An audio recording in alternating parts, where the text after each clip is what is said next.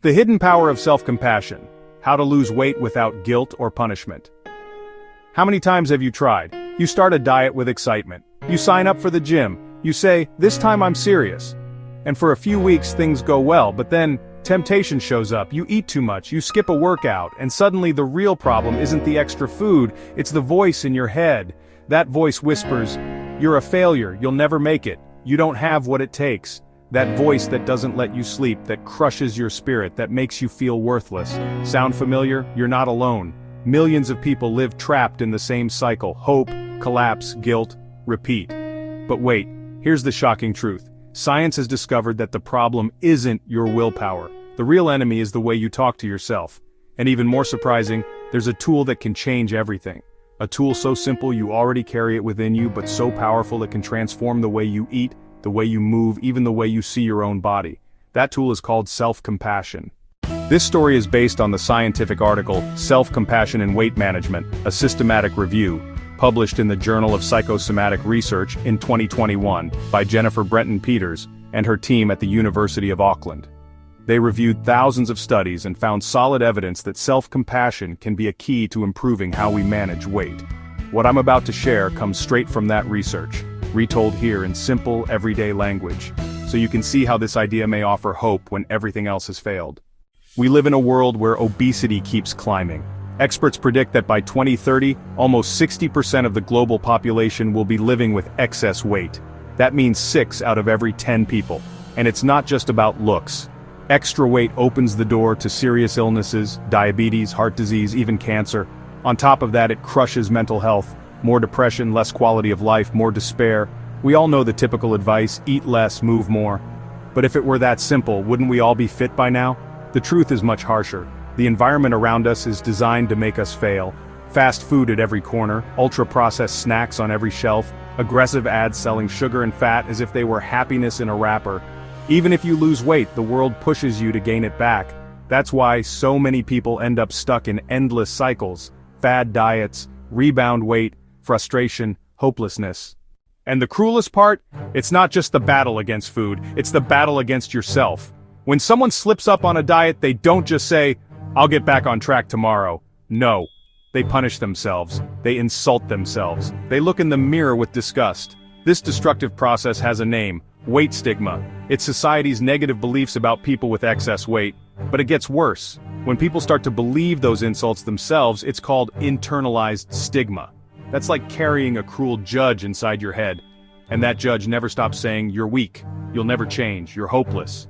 The result? More sadness, more anxiety, more binge eating to soothe the pain, less energy to move, a vicious cycle that feels impossible to break. And here's where hope enters. Researchers discovered something extraordinary. Some people break the cycle with one key difference: they practice self-compassion. What does that mean? Put simply, self-compassion means treating yourself with the same kindness you'd show a dear friend who's suffering. Think about it. If your best friend broke their diet and came to you in tears, would you say, "You're a failure"? Of course not. You'd comfort them. "It's okay. Everyone slips up. Tomorrow's a new day." That, applied to yourself, is self-compassion. And science shows this mindset can change how we eat, how we move, and how we see ourselves.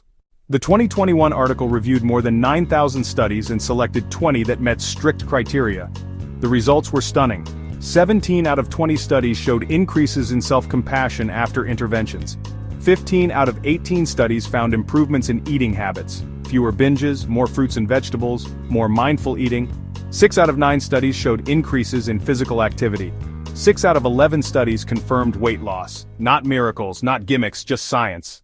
Self-compassion changes the inner dialogue. What used to be the beginning of disaster becomes just a stumble along the way. Example. Someone trapped in guilt says, "I ate one cookie, I ruined my diet, I might as well binge tonight." Someone practicing self-compassion says, "I ate a cookie, but that doesn't erase my progress, I can keep going." That small difference changes everything. Less stress, fewer binges, more motivation. In the studies, participants tried different techniques: loving kindness meditation, repeating phrases like "May I be kind to myself in this difficult moment," letters to yourself, writing supportive words as if you were your best friend, yoga with self-acceptance, movement paired with thoughts of respect for the body, compassion journals, writing about struggles and responding with kindness instead of insults. compassionate affirmations. Simple reminders like, "This is hard, but everyone struggles sometimes, I choose kindness." The outcomes were remarkable: less emotional eating, fewer binges, more body connection, and even weight reductions that lasted up to 3 months. In a yoga-based program infused with self-compassion, women with obesity learned to move while hearing messages of acceptance. They didn't just lose weight, they reported feeling free from years of body shame. In another study, teenagers practiced self-compassion exercises and saw real results: less soda, more water, healthier choices, and a stronger sense of resilience. Even during the pandemic, when people were isolated and stressed, online self-compassion programs helped participants reduce emotional eating. But here's the cliffhanger. We don't yet know how long the benefits last. Some studies showed eating improvements lasting 6 or even 12 months. But physical activity benefits often faded after a couple of months. Weight loss was modest in most cases, and only a few studies showed it sustained after a year. It's like finding the treasure map. We know we're digging in the right place, but we haven't uncovered the full chest yet. Because the old model, beat yourself up until you lose weight, is broken. Because millions are stuck in extreme diets and crushed by inner voices that destroy their confidence. And because science shows us that kindness to ourselves can be more powerful than punishment. Self-compassion isn't surrender, it isn't giving up. It's walking the same road with patience and gentleness, instead of cruelty. The most hopeful part? Self-compassion is free. You don't need money, you don't need miracle pills, you don't need fancy equipment, you only need to change how you talk to yourself. You can start today. When you stumble, say, "I'm human, everyone slips, I can keep going." Breathe deeply and affirm, "This is hard, but I choose kindness." Write down, "If a friend told me this story, what words of comfort would I offer?" Then give yourself those words. Small steps, but together, they change the course of a lifetime. The real question is no longer which diet should I follow. The real question is, how do I speak to myself when I stumble? The secret isn't guilt, the secret isn't punishment. The true transformation begins when we treat ourselves with the same tenderness we'd give to someone we love, because in the end, harshness won't save you. But self-compassion just might. Brenton-Peters, J, Considine, N.S., Bogus, A, Wallace-Boyd, K, Roy, R, and Serlakius, A, 2021. Self-Compassion in Weight Management, A Systematic Review. Journal of Psychosomatic Research 150 110617. https://doi.org/10.1016/j.jppsychoras.2021.110617